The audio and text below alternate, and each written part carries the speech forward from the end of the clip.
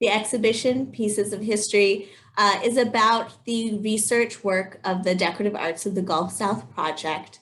In the exhibition, we explain what that project is and how we work to document the decorative arts of the Gulf South and what we can learn from them as the artifacts of our region and of all of the people who have lived and worked in the Gulf South. Sarah Duggan, who is here today, is the head coordinator of the DAGS project. So she will take it away to introduce our guests and get us started. Yes, thank you, Lydia. And thank you everyone who's joining us here this evening. So I am the DAGS coordinator, and we just finished up another round of summer field work documenting more historic objects that will eventually be available online in the DAGS database, which is the product of all of our work and our research. And we're fortunate to have with us tonight our two summer fellows who were working with me this past summer, Elizabeth Palms and James Kelleher. So they were with me most of the month of July, and we traveled together to Natchez, Mississippi, and then to Greensboro, Alabama, and then spent some time in Montgomery, Alabama. Exploring lots of fascinating objects, getting to know the history of those regions, getting to know the staff at other local museums. So it was a really fun adventure. We came back with lots more information and food for thought. And so Elizabeth and James will be featured in the video segments we're showing you this evening. We were able to film them while they were here in New Orleans before their fellowships ended. So to give you a little bit of their background, James is an architectural historian currently based in Wilmington, Delaware. He's a recent graduate from the Winterthur program in American Material Culture. He's also worked at Skinner Auctions in the past, been a summer fellow at Historic Deerfield in New England. And with his architectural history specialty, he's doing some freelance work. He recently finished a digital visualization of the 1807 Pennsylvania Academy of Fine Arts building. And Elizabeth is a graduate of the College of William and Mary, and then also a recent Winterthur graduate. She and James were actually classmates at Winterthur, which made them a great team since they already knew each other. So Elizabeth has also been the Andrew Mellon Foundation curatorial intern for works on paper at the Colonial Williamsburg Foundation, and worked for over 2 years on a team documenting, researching, and writing a book on Eyre Hall, which is an 18th century home on Virginia's eastern shore. And she recently completed a curatorial internship for decorative arts and design at the Dallas Museum of Art. So thank you both for joining us, and let's get started. So the way our program is going to work tonight is that Amy is going to share pre-recorded videos, and we will pause to answer questions in between the segments. Hello, I'm Elizabeth Palms. And I'm James Kelleher, and today we're here at the Leila and Kemper Williams residence here at the Historic New Orleans Collection, and today we're going to talk a little bit about caring for your collections in your own home. And to start with, we're going to begin with something that most people have in their collections, or you might know someone who does, and that is musical records or vinyl records. We're going to start with the importance of keeping your collection of records in an acid-free box or some sort of acid-free housing, because over time that will prevent long-term damage to the cases and potentially to the records themselves. You can get acid-free boxes at virtually any craft store. It'll say so on the label. Once you have your acid-free housing system for your musical records, it's important to keep a list, and organization is key in your collections. It'll save you a lot of trouble in later times when you want to know what you have on hand. And as you can see here with Kemper and Layla Williams' own record collection, they kept a list and just had it on top of the records that they have stacked in this box. And, make a list of the artist, the album. If you want to get very organized, you can have them written down in the order that they appear. It's whatever works for you, but knowing what you have on hand in each box and perhaps even a number of items in the box can help you keep your collection as organized as possible. And even if you want to make notes on some of your personal favorites, relatives later down the road might appreciate that when they go in to look at your collection as well and what you thought about certain records at the time. That's a great point, Elizabeth. Actually, in the last couple of weeks, when we've been out cataloging decorative arts in collections all over Alabama and Mississippi and Louisiana, it's been really helpful when collectors have written down where they've got things, what they paid for them sometimes, what kind of repair work they've had done to them. And when they got them. Of course, and sometimes as well, which is nice to see, how they feel about these objects. Do they like this? Did they buy it because they just felt like they should? There's always stories attached to the things people collect, and that's always nice to see. We came across a bookshelf, and the previous owner had just simply written, "I love this bookshelf," and that was something her relatives loved to know. Mm-hmm. Just nice little personal details about your collection and how you interacted with it. Absolutely. Make it personal. People will enjoy reading that. So this is actually important no matter what type of collection you have. When you go in to handle something, especially like records that can contextually be kind of fragile, it's always important to have clean hands. Make sure there's no dust. We've all been in places where dust is a big factor. Certainly with records, dust can affect recording quality. So keep things dusted, keep your hands clean when you're handling things, and that'll go a long way to helping to preserve your collection for future generations. Likewise, certainly a lot of people, myself included, will display records. A lot of older albums have really interesting album art, but it's important not only for the album art but for the records themselves to try and keep those out of the sun if you can. Of course, sun will fade anything given time, and in the case of records, it can also cause things, heat and sunlight can cause them to warp sometimes and to become unplayable. So try and limit sunlight exposure if you can. And now we are going to pause after that first section to answer any questions. And I apologize for the sound issues. That first section, as we were getting the sound sorted out, is about preserving music records, but also the importance of keeping a list of what you have in your collection. So even if it's not music records, if there's something that you collect or that's important with you, create a list. Write down where you got it, how you came to have it in your possession, your personal thoughts and feelings about it if you want that knowledge to be passed down. Keeping a list is important. And that is Sarah's entire job, so she can talk. Yes, that is what I do all day, every day. And when we're on the field taking notes, we have a big spreadsheet that we use to organize all our information.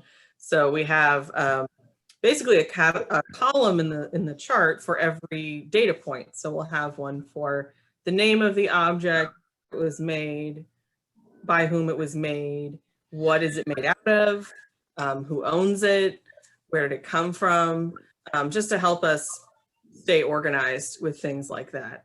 But if we can find a location that has an existing list, that is always incredibly helpful. And Elizabeth mentioned in the video, the site where we worked in Natchez, the owner had a spiral notebook that she had created where it went room by room, and it was so incredibly detailed. She said where she had purchased everything, when, how much she paid for it. It was a lot of first that she had said, oh, this was restored by so-and-so in 1972. We learned that her beautiful living room set she purchased in France and had custom fabric made for it. And she since passed away, and it was such a wonderful gift to her children to know what their inheritance was. And for us too, we just kept that notebook with us the entire week and just went room to room, copying everything down. It was so helpful. So the Excel sheet list, very helpful. Notebook list, super helpful. But even if it's just like writing a note and in the back of the drawer of a piece of furniture, Yes. information together, that's a lot of the personal and historical value of a piece is its history. Yes. The index card in the drawer is a great method. Oh yeah, I just did it. Yeah. I got a new family Oh, piece yeah? and stapled it to the back of the drawers because I did not want to introduce Scotch tape. So Yeah. yeah. Scotch tape can leave, adhesives like that can leave residue decays over time, and it can gunk up and cause more problems than it solves. I see we have a question about record storage here. Oh, Elizabeth, did you want to say something? Oh, I was saying that tape will also leave some pretty bad acid burn depending on that's a good point. what you're taping. And also to reiterate what Sarah said about record keeping, when we were in the field at this specific house in Natchez where the previous owner had kept such a detailed record notebook, when we got to our later site that did not have that, we realized how much harder our job became. So it just, from a documenting perspective, it made a world of difference. And also to emphasize just the importance of those little personal details.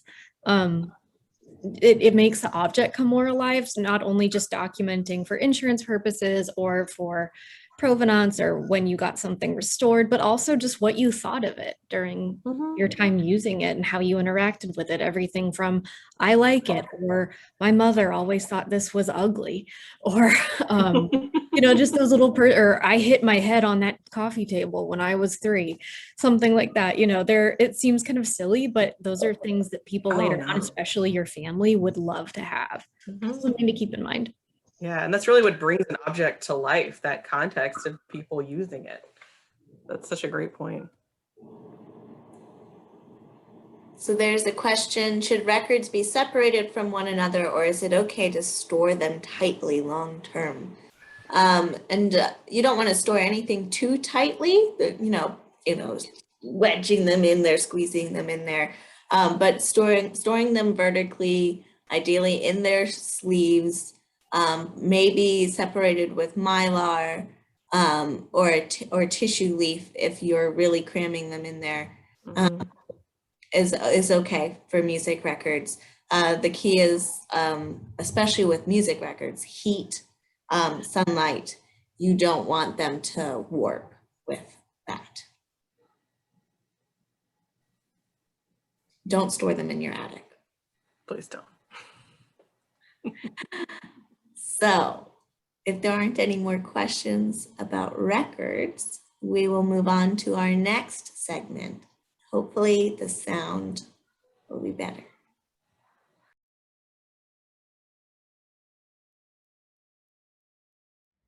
Now, you might not have this type of collection specifically in your home. Everybody collects something of one kind or other. In the case of Leila Williams, she liked to collect antique tea caddies.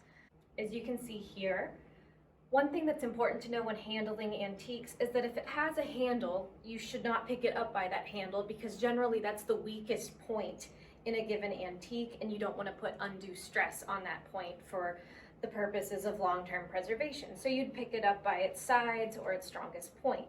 But as you can see here, they usually have compartments that would have been for green teas, black teas, and different kinds of tea accoutrement. And in this case, it has 3, and they're lined with pewter for black tea, green tea, and sugar. So related to handling objects, which Elizabeth touched on, you may have noticed that we're not using gloves for these boxes. A lot of people associate, museums with white gloves, picking up everything with gloves, but that's not so much the case. The only thing we use gloves for, really, are metals, because they can tarnish from the oils on your skin. But certainly in your own home, don't feel compelled to use gloves for anything. Often it just makes your hands a little less dexterous and more prone to dropping things. If we were to take these out, for example, because these are pewter, we would use gloves for that. But really, with your own home collection, the only thing you need to be concerned about is keeping your hands clean and dry when handling your collection. By the same token, it's also important to keep your collections clean. And what that means most of the time is using a soft dusting cloth just to keep dust off of your objects, whatever they may be. That's always a good option. And for things like ceramics and silver, clean with a gentle soap and water and make sure they're completely dry before you put them away to store. So that was our second segment on small objects, showing off Leila Williams's collection of tea caddies. But your collection of small objects is probably not tea caddies. It could be teapots or teacups or something not even related to tea at all. Your sports trophies, or any small things that you collect. So the things that James and Elizabeth were telling us were careful handling is important, careful storage, and then careful cleaning. Are there any questions? Let's see, that are popping up. Yeah, we have a few in the chat. Yes. So there's a vinyl record question. Needs a proper sleeve and container to store a 1951 vinyl record. We are going to be sending out a resource list after this that has some links for places where you can buy acid-free housings for your things. And I don't think the red vinyl, I'm not too familiar with that, but I don't believe it would make a significant difference in how you handle and store it. Just mostly keeping it safe from heat and dust is the most important. Our next question from Dennis is, for small objects made of wood, is there any recommendation on what to use to care for the finish of the wood and to ensure it doesn't completely dry out? Yes, you can use a light furniture wax, like Renaissance wax. You know, do a good cleaning on it, make sure it's dust free, make sure it's dry. And then you can do a light wax and that will help seal it in. Don't store it again in direct sunlight. That's going to help dry it out. And especially for wood objects, you want to try to have an environment that has a relatively stable humidity. And I know that that is a laughable concept here in New Orleans, but especially for wood, humidity will cause rapid expansion and contraction, and that's what's going to cause splits in your piece. And then, Sarah, you want to read this next question? This is a really interesting puzzle. I have approximately 100-year-old scrapbook of social engagements, calling cards, colorful note cards, etc. They are affixed to a scrapbook. Some have come loose. Others are still attached to the pages of the scrapbook. What would you suggest the most appropriate method of storing these items in their current state and condition? Oh, that's a great one. I love scrapbooks, by the way. Those are such a great just record of somebody's everyday life. And that's tricky because you probably have some kind of very old adhesive that's deteriorating that's holding those on the paper. With the pieces that have come loose, it's probably best to store them maybe in an envelope, or if you could get a Mylar sleeve, that's really like the ideal. That's what we use for paper documents in the collection here. And that will, something that'll protect the paper from damage, and then you can store it in the cover of the scrapbook, or if you get an acid-free box, you can put the scrapbook in there and then have, you know, the envelope or sleeve with the loose pieces so that they all stay together. And if there are pieces that look like they might be coming loose from the scrapbook, you can try to carefully remove them by sliding dental floss actually behind them, between them and the page. Often it is best to get those things out of that type of scrapbook if you can do it safely, because the adhesives in the scrapbooks themselves are usually quite acidic, and they will start to cause your photographs and your documents stored in there to just discolor and get brittle. So as Sarah was saying, Mylar sleeves are, you know, we can never have enough Mylar sleeves at the Historic New Orleans collection. and then storing them in an acid-free box, not in the sun, in a relatively stable environment. We have another question about cameras. This is, Ooh. yeah. What's the proper way to store and display old antique cameras and antique glass bottles without damaging them? I know sun can damage some cameras sitting on a windowsill. So is that true? Sun can damage pretty much everything. Although glass is pretty durable. Except for glass. Glass, you're good to sit on the windowsill as long as you keep it clean. Do regular wash with soap and water, and dry it, and try to keep it dust free. The cameras, do not store those.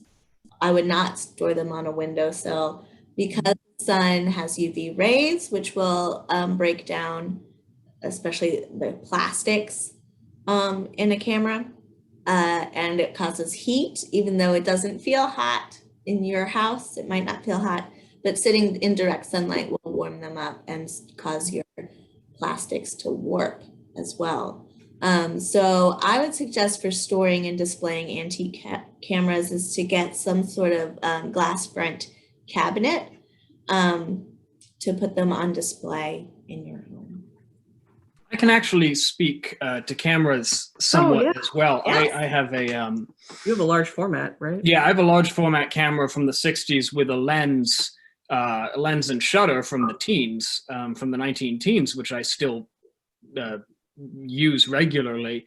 And I think, you know, everything Lydia said is absolutely correct. Anything with adhesives, you know, on leather or early, sometimes you get these early vinyls or plastics in cameras that some of those plastics, I think we're finding out, will just degrade anyway over time.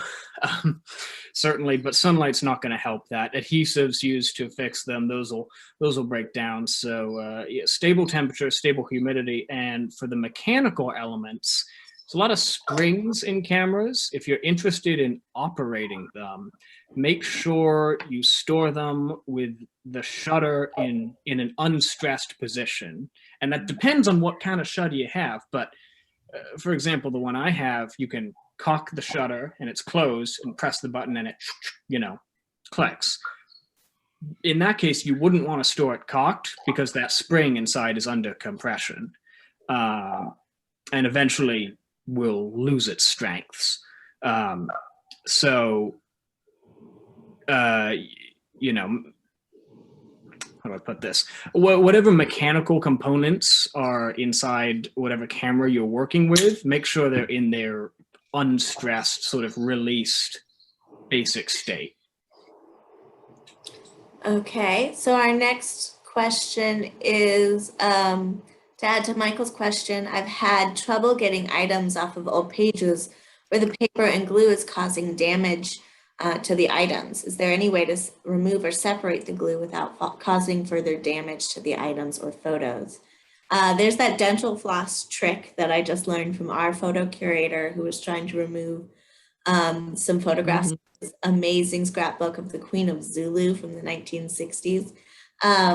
But in your case, if you've tried that and if things are getting damaged in your attempts to remove them, take it to a paper conservator who will use the magic of science to carefully remove it. And we are going to be sending out a list of conservators in the region that you can reach out to.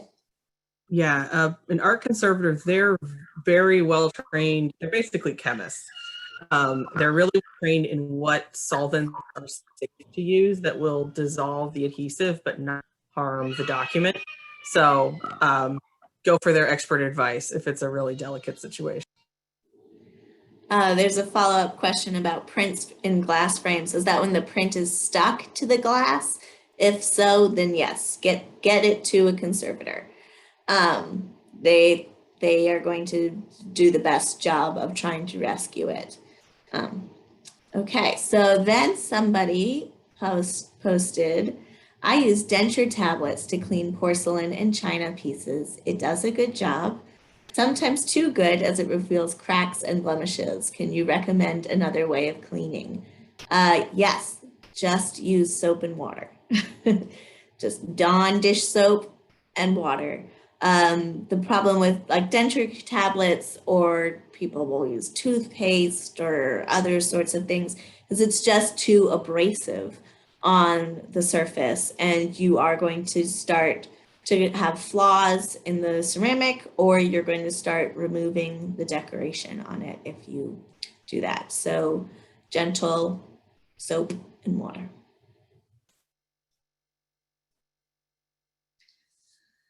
Do we have any more questions? Let me see. Somebody from the camera discussion, is there anything you can apply to old plastics that are breaking down to slow the rate of decay or help preserve it? So, plastics are cool science of the 20th century that turns sticky and yucky and gross, and there's not a lot that you can do about it. You can stick it in the freezer to slow the decay, but when it comes out of the freezer, that decay is going to continue. There's no real way of reversing it because these are man-made materials. Yeah, and that's something museums are having to grapple with now. As James was saying, a lot of plastics in the early 20th century, they're kind of experimenting to get the formulas right. And now that, decades have passed, not all of those are chemically stable anymore. It's an interesting, addition to industrial history. And we have a question of ivory, I see. What could be used on an item that has ivory or similar inlays to keep the wood in good condition? So if you have wood with ivory inlay, does that change your recommendation, Lydia?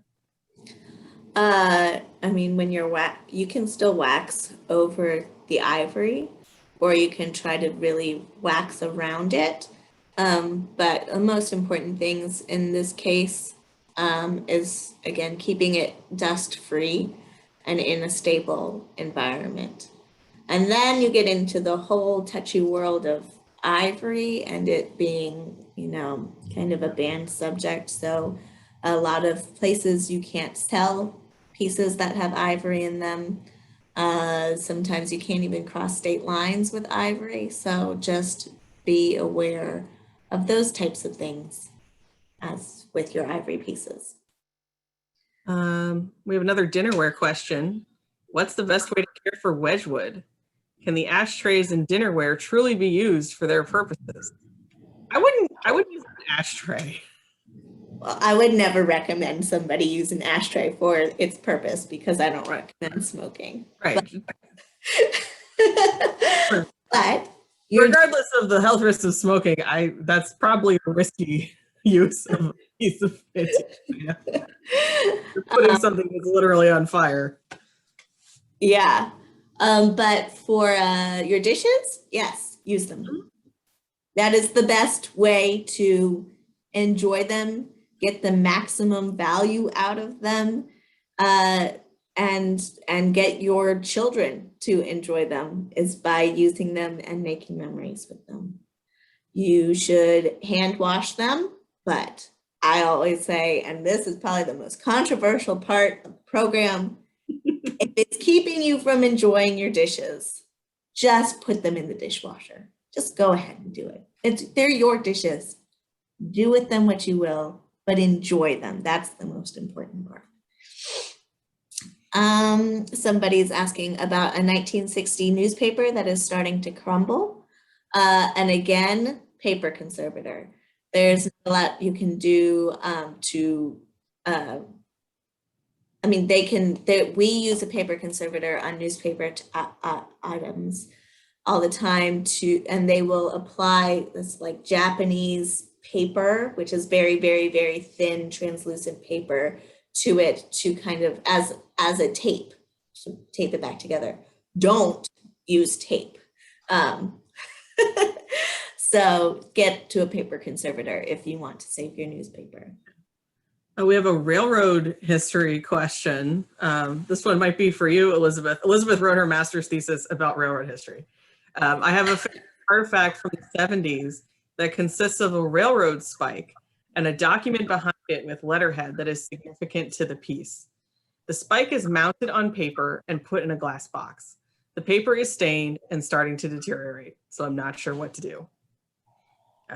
Yeah, I think having a big piece of metal on paper is not a good strategy. Keep the letterhead separate from the spike so they don't hurt each other. Or put the paper in a Mylar sleeve. Yes. And then it is separated from your spike. But yes, there are people at the Historic New Orleans Collection who it seems like their entire job is going through and removing metal paper clips and staples from holdings. Metal clips will rust and just leave a nice rusty indentation on any grooved paper. It's not a good. If it's a shadow box or something like that, if you particularly like the arrangement of the letterhead and the metal spike, make a photocopy. Really, truly, you can keep the actual document if it is historically important somewhere else. Put in a photocopy, you get the same arrangement, which in and of itself might be significant or at least aesthetic. Maybe enjoy it. That's totally an option. Yeah, you can always probably be really hard to tell from across the room, assuming this is like something on your wall or on a dresser. Yeah. Another thing you could do is if you, I'm thinking of things, arrangements we've seen in different places. If you have the spike in like a clear box made of acrylic, that'll keep it safe and you can display it, but it's not going to harm anything. But I guess it sounds like it's a shadow box kind of arrangement. Yeah. Okay, we have a lot of questions coming in. Okay, let me see where to start. What's the best way to preserve blueprints? They've been rolled up in a tube for 30 years. That's pretty good. Not in sunlight. Actually, it's pretty good. All stored together. If you're asking about getting them unrolled, and then you would want to store them flat in a folder, in an acid-free folder. But unless you have really, really big drawers to store blueprints in folders, keep them in the roll. For silver pieces, I have been using polish and doing that by hand. I thought about the foil baking soda soak method, but have been very concerned about doing that with older pieces. Any recommendations? Don't do that. Yeah, please don't. Please don't do that. Any type of soaking, polishing thing is going to remove all of the varnish, which sounds good, but actually it will really make your piece look a lot more dull because you don't have that shading that is meant to be there in the piece. So don't do that. Continue polishing by hand. And in the meantime, give it a good wash with soap and water, and often that will rub off just a surface layer of polish to keep you from having to pull out the polish all the time.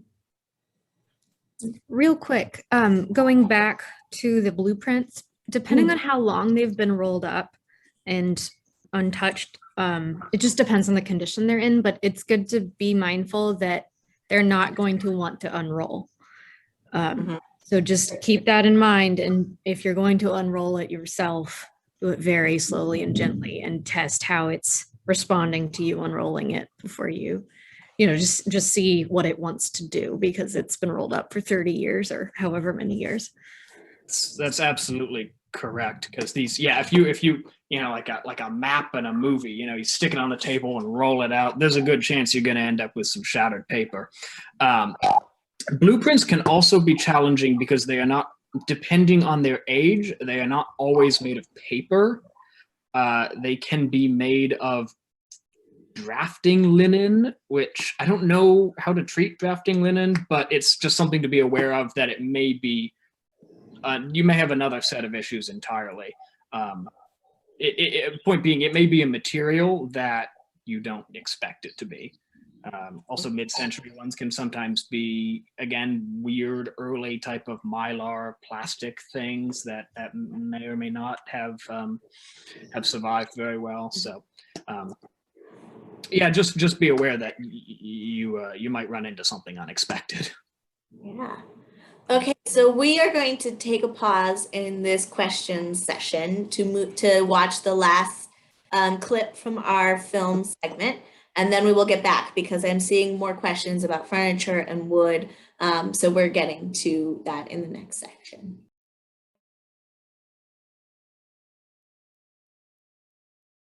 So with larger things like furniture, moving them becomes a little more of a task. Now, one of the most important things you can do for yourself and for whatever piece you're moving is to have a plan before you pick it up. You don't want to be wandering around your living room stuck holding a chair that you don't know where to put down. So make sure you know where you're going to move it, and make sure there's a clear path between you and the place you're putting it. That way you don't trip over anything. When picking up something like a chair, also know where to pick it up. And with a chair, the best place is by the seat rails right here. Those are the sturdiest points on a chair. You can pick it up without much problem, and it's not going to cause you or the chair any real trouble. And your instinct is going to be as if you were getting ready to sit down at a kitchen table and pull it out by its top crest rail here. That you don't want to do. For one, it will drag the legs in the back, and also it will create stress on this, in this case on this specific chair, a very delicate part of the chair. And as you can see here, there have been some repairs made in those very joints, probably for that reason of people pulling it that way over the years. Now, speaking of repairs and overall condition, it is important to know the condition of your own pieces in your home, so that way you can plan how heavily you want to use or not use certain pieces.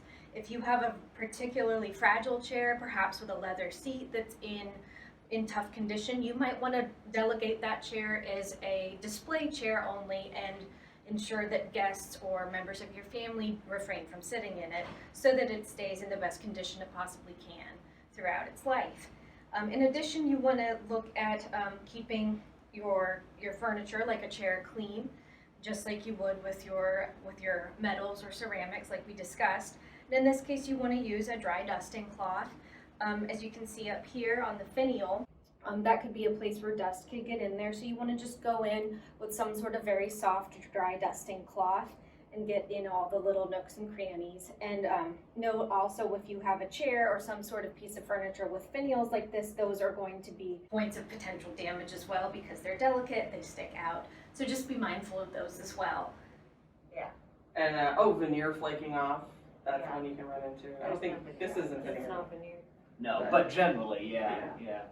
I mean, look, here's a fragile bit that's been repaired a couple times. So thank you for joining us today for this presentation from the Williams residence. We hope you've enjoyed watching us and have maybe learned a little something about caring for your own collections in your home.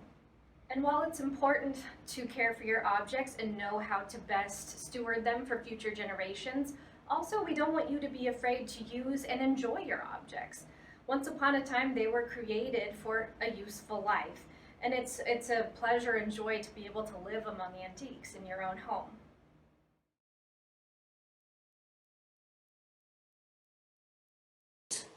So thank you, James and Elizabeth, for your excellent on-screen personalities and sharing this information in the Williams residence. Good job. So now let's get back into all of these questions. Sarah, where do you want to start? Let's start with the 19th century French desk because it's a furniture question. We have a 19th century French desk, and some of the thin inlay is loose on the top of the desk, displaying the French newspaper underneath. That's a fun detail. What is the best way to secure the inlay back onto the desk? That's a great question. I actually have my computer is resting on a table that has its own inlay losses, actually, veneer losses. And usually those are attached with a type of furniture glue. It's often, in antiques, it's often hide glue made from animal hide. But you would probably best to consult with a furniture conservator or, someone who's a really skilled furniture maker who would be able to use the right adhesives to reattach that. So any kind of veneer chipping off or inlay like that, that's what you want to do. And then we have another similar wood question. We keep china and wood. How does one safely remove stickers from the items? I would say one thing that can help remove stickiness is some kind of like oil substance. So if you had like furniture wax or maybe like mineral oil, that's something you use to treat like wood cutting boards, that can help loosen the adhesive on the sticker. You can't peel it off yourself. What do you think, Lydia? Yeah, and you can use like a wooden stick to shove at it. That way you're not scratching at the surface of That's a it, good point. like a chopstick or something. We have these like special wooden paddles. For ceramics, you can use some sort of a diluted alcohol to get the stickiness off of it. You want to be a little bit more careful on wood. But our registrars do this all the time, and I should know this answer better, but if they were here, they'd They'd be like, oh, this is what you do. yeah. Depending on the ceramic, and this is just my opinion, Yeah. depending on the sticker, you might not want to take it off because oftentimes it's proof of provenance, especially if it's from a dealer. So while it might bother you that there's a sticker on the bottom of your plate, it could actually be best to leave the sticker on. That's a good point, Elizabeth. If it's a dealer's sticker or but like a really old sticker, it's better to leave it because it's part of the history. If it's the lot number from the auction that you just bought, take it off because it's easier to take it off the less time it's been on there. Yes, definitely. Next question, Sarah, I think you might be interested. I have a tapestry that is well years old. It is still hanging on display, but I haven't cleaned it in a while. 1 second. We also have one about I'm getting a lot of textile questions. Yeah.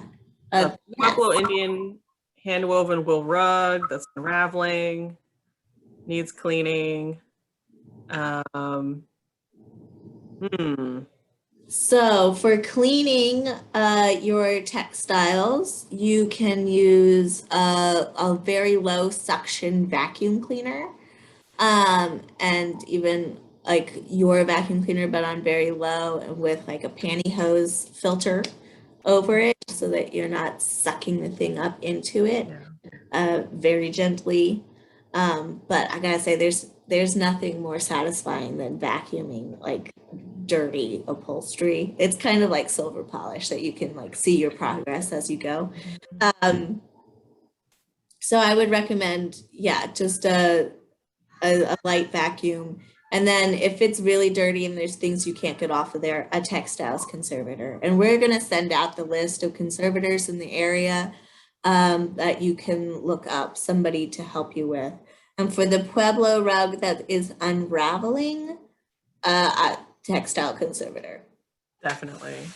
And I think tapestry hanging, something to keep in mind is that any kind of hanging like that does put some stress on the fabric. So it can get stretched out or damaged over time.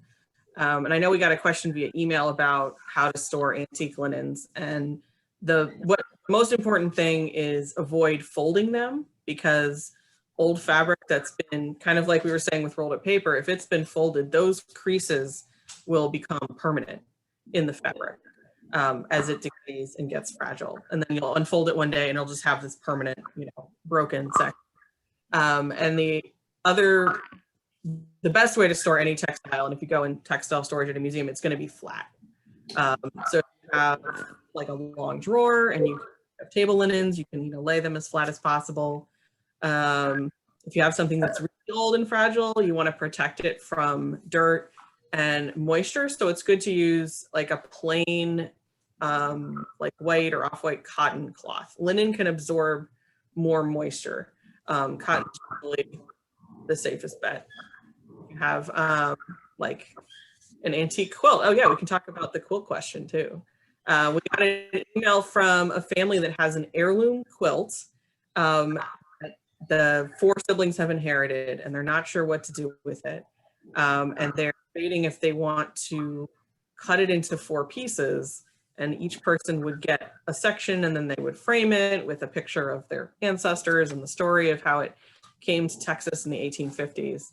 I think we all kind of agreed cutting a quilt is not our favorite idea. We would not recommend. It hurts the integrity of the object, its historical significance. It's an amazing heirloom and piece of history.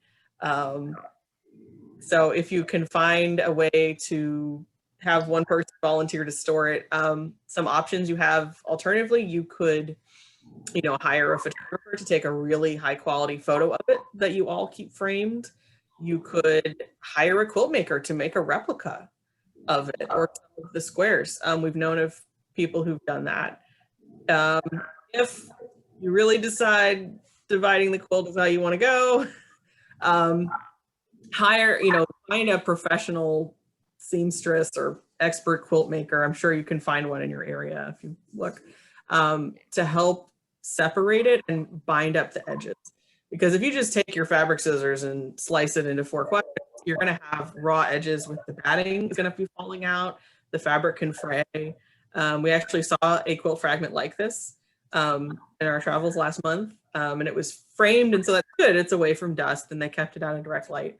But it does look very incomplete when it has that jagged edge. So you really want to cut it out, and it's your thing. You can do what you want with it. Right. I think it'd be important just to realize that if you cut it up, it's not a quilt. It's 4 commemorative scraps of fabric, and there are a lot of commemorative fabric scraps in the world. There are far fewer fine, complete quilts with good provenance and meaningful family history. I think there's a certain benefit to having it remain what it was intended to be, which is a quilt. And obviously there are memories and stories bound up in it as a complete object that are, I think, less entwined with it when it's separate fabric scraps, as it possibly once was, depending on the type of quilt it is. Okay, so we have a couple questions I can answer at the same time. One is, do we have any recommendations for an antiques expert who can identify paintings amongst other pieces? And the other is there advice for finding a credible resource on the value of a collection or a piece?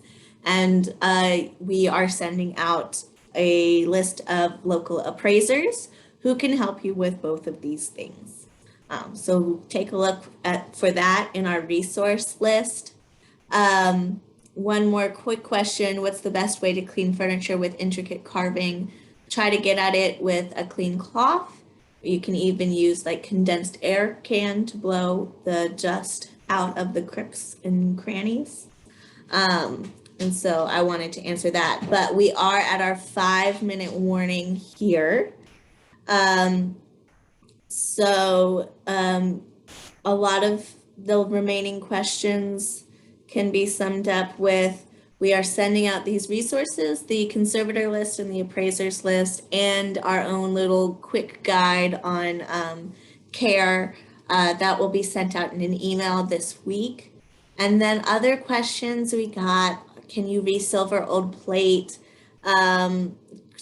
Questions about using dishes and that sort of thing are all answered by, yes, they're your things. You can do whatever you want with them.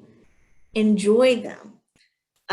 We can give you advice on how to make them last longer or how to preserve their historic value. But if you get all of the value out of your dishes by smashing them on the floor, smash them on the floor. It's your stuff. We love it. I hope you love it. Any other comments, team?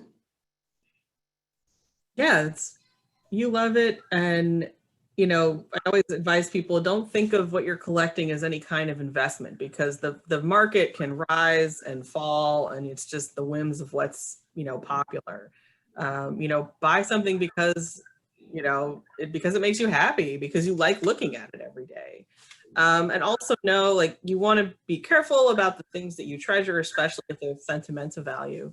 But also know that, you know, that's part of history too. Things decay, things break, things fall apart. It's, if something is damaged, you know, it's sad, but after, you know, the last 5 years cataloging hundreds of things, your knowledge of history, not to be flippant, but like there are hundreds of other things like this, and it's not a historical tragedy if an old, you know, chair deteriorates and falls apart.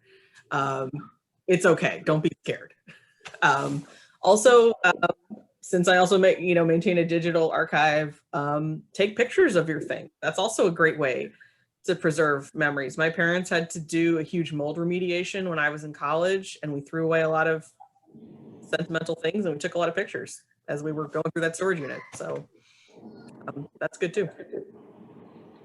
So thank you all for joining us. You can look for those resource lists. You can also look for Sarah and my email address on our website, and you can email us questions all the time. I hope you have had a chance or get a chance in the next few days to see the exhibition Pieces of History. And I want to say one last thank you and congratulations to James and Elizabeth for a great job this summer working with the Decorative Arts of the Gulf South Project. Thank you all for having us. Our pleasure. Yeah, thank you to everyone who participated. It's great to be able to talk to other folks who love old things as much as we do. It's always exciting. Mm-hmm. Okay, well, have a good evening. Good night.